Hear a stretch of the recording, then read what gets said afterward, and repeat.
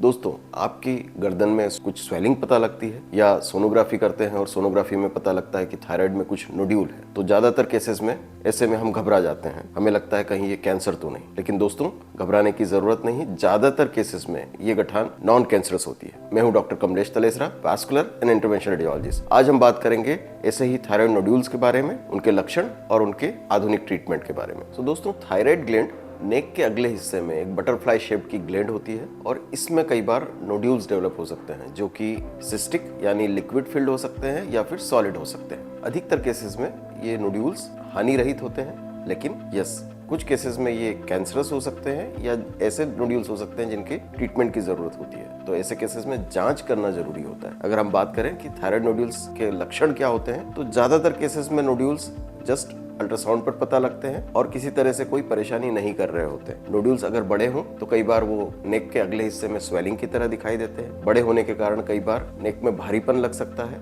निगलते समय परेशानी पता लग सकती है। ज्यादा बड़े नोड्यूल्स होने पर कई बार वो एडजेसेंट विंड पाइप्स को कंप्रेस कर सकते हैं और सांस लेने में परेशानी पता लग सकती है, क्योंकि थायराइड ग्लैंड का काम होता है थायराइड हार्मोन्स प्रोड्यूस करना, जिसका काम है बॉडी एनर्जी और मेटाबॉलिज्म को कंट्रोल करना। तो कई बार ये नोड्यूल्स कुछ केसेस में हार्मोन्स को अफेक्ट कर सकते हैं। अगला हम आते हैं कि हम थायराइड नोड्यूल्स के लिए क्या जांच कर सकते हैं, कैसे पता कर सकते हैं कि ये नोड्यूल्स कैंसरस हैं, नॉन कैंसरस हैं। तो सबसे पहली इनिशियल इन्वेस्टिगेशंस होती है T3, T4, TSH thyroid hormones level पता करने के लिए। कुछ केसेस में थायराइड स्कैन, सिंटीग्राफी और सबसे अहम जांच है सोनोग्राफी, अल्ट्रासाउंड, थायराइड अल्ट्रासाउंड, जिससे हमें एग्जैक्टली पता लगता है कि ग्लैंड के अंदर कितने नोड्यूल्स हैं, उनका क्या नेचर है और उनके लिए फर्दर क्या करने की जरूरत है। तो ज्यादातर केसेस में ये नोड्यूल्स नॉन कैंसरस होते हैं। अगर सस्पिशन होने पर, डाउट होने पर डिफरेंट ग्रेडिंग्स होती हैं अल्ट्रासाउंड पर, उसके बेसिस पर हम डिसाइड करते हैं कि एक बारीक सुई की जांच, जिसे हम FNAC कहते हैं। तो FNAC के समय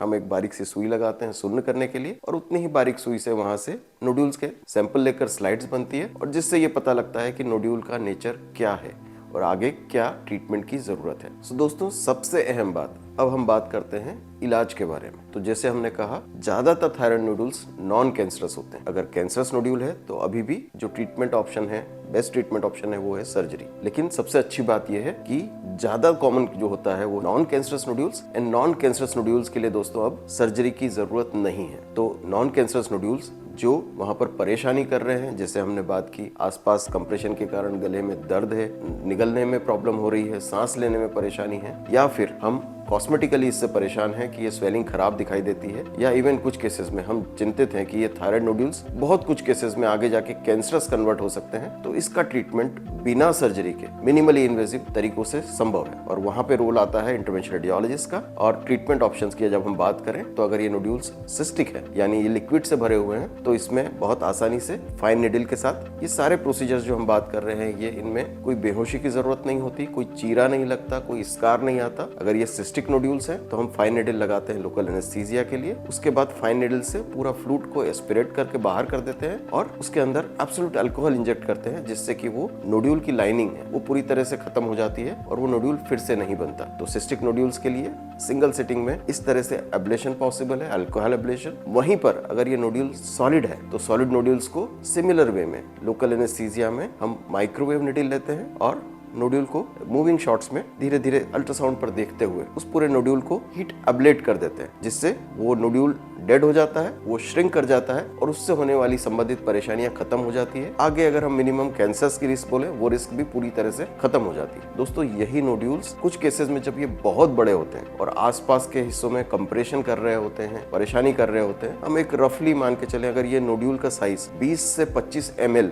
इससे ज्यादा हो जाता है, तो एब्लेशन की बजाय हम नया ट्रीटमेंट ऑप्शन है थायराइड आर्टरी एम्बोलाइजेशन, वो यूज करते हैं। इन केसेस में हम एंजियोग्राफी के रास्ते बारीक वायर्स, कैथेटर्स लेकर जाते हैं और थायराइड नोड्यूल को मिलने वाली ब्लड सप्लाई को स्पेशल पार्टिकल्स से ब्लॉक कर देते हैं, जिससे उसकी ब्लड सप्लाई बंद होने से थायराइड नोड्यूल श्रिंक होकर खत्म हो जाता है और उससे होने वाली परेशानियां खत्म हो जाती हैं। इन केसेस में कई बार हम कंबाइंड अप्रोच ले सकते हैं, जैसे कि थायराइड नोड्यूल बहुत बड़ा है तो इनिशियल स्टेज में हम उसको थायराइड आर्टरी एम्बोलाइजेशन करके छोटा कर लेते हैं, और जब वो उसी रेंज में आ जाता है, 20, 25, 30 ml की रेंज में आ जाता है, तो हम उसको फर्दर माइक्रोवेव अब्लेशन करके पूरी तरह से खत्म कर सकते हैं। सो दोस्तों, अगर हम बात करें इन इंटरवेंशनल रेडियोलॉजिकल मेजर्स का, ट्रीटमेंट का, पुरानी सर्जरी के बनस्बत क्या फायदा है, तो सबसे जरूरी बात क्योंकि कोई मेजर सर्जरी नहीं है, हमें एनेस्थीसिया के लिए जनरल एनेस्थीसिया की जरूरत नहीं है। तो ये सभी तरह के पेशेंट्स में हो सकता है। इवन जिनमें कुछ कोमोबिडिटीज है, जो पेशेंट्स बहुत स्टेबल नहीं है, उनमें भी ये ट्रीटमेंट्स बहुत आसानी से हो सकते हैं। इसमें कोई बड़ा चीरा नहीं आता, सर्जरी नहीं होने के कारण, मिनिमली इन्वेजिव होने के कारण कॉम्प्लिकेशंस लगभग नहीं जैसे हैं या बहुत ही मिनिमम है। रिकवरी फास्ट होती है। पेशेंट्स ज्यादातर केसेस में डे केयर प्रोसीजर्स की तरह या एक दिन के स्टे के बाद अगले दिन डिस्चार्ज होकर घर जा सकते हैं। और क्योंकि ये इमेज गाइडेड प्रिसाइज ट्रीटमेंट है, इसलिए सिर्फ नोड्यूल्स को हम डैमेज करते हैं, डिस्ट्रॉय करते हैं। थायराइड का नॉर्मल हिस्सा प्रिजर्व रहता है, तो हार्मोनल फंक्शंस नॉर्मल बने रहते हैं। सो दोस्तों,